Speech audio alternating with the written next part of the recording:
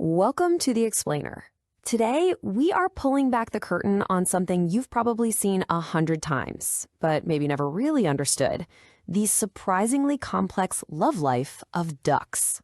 And we're going to jump right in with this very blunt take from the duck enthusiasts over at Tyrant Farms.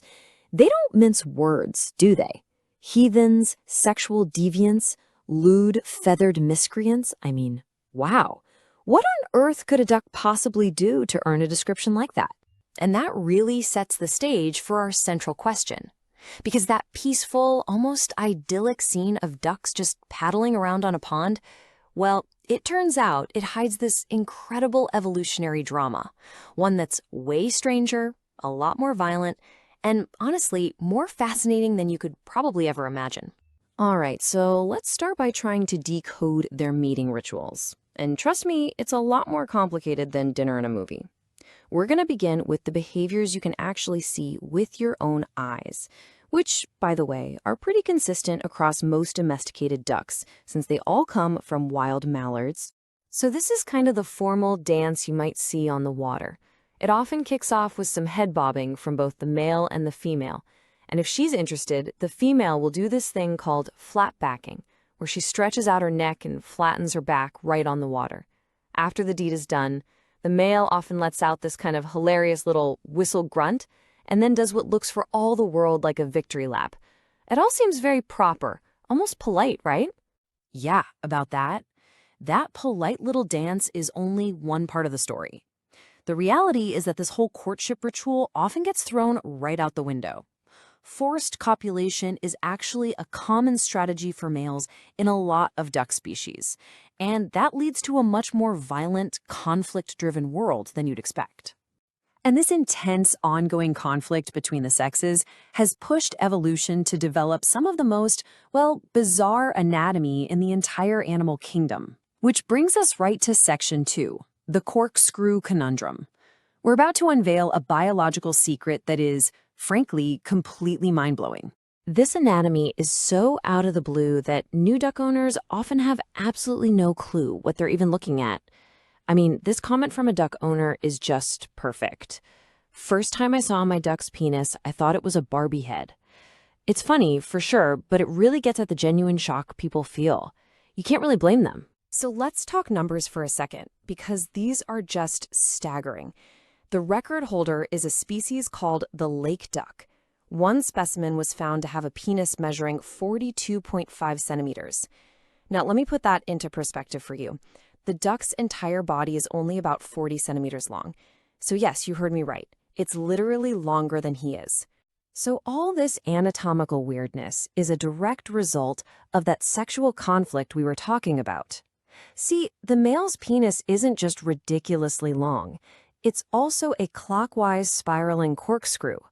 But, and this is the amazing part, in response, the female's reproductive tract has evolved into a complex, anti-clockwise labyrinth filled with dead-end pouches.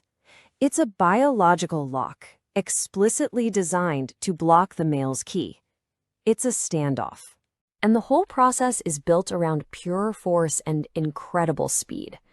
High-speed video actually captured a Muscovy duck extending its 20-centimeter penis in just 0.36 seconds.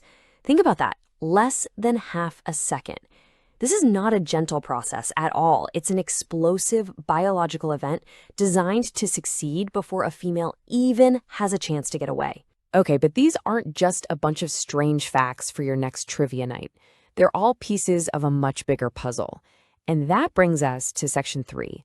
Where we connect the dots and finally explain the why behind all this bizarre anatomical what. You know, scientists have a name for this whole phenomenon. They call it sexual conflict. It's basically what happens when the evolutionary goals of males and females just don't line up. For a male duck, success might mean fertilizing as many eggs as possible. But for a female, success means choosing the best father for her ducklings. And, of course, surviving the whole ordeal. This fundamental disagreement turns out to be a really powerful engine for evolution. And this conflict creates this incredible, vicious cycle. The forced mating pushes males to evolve more and more aggressive genitalia. So, in response, Females evolve more and more defensive genitalia. And here's the key insight. Her complex anatomy gives her the power back.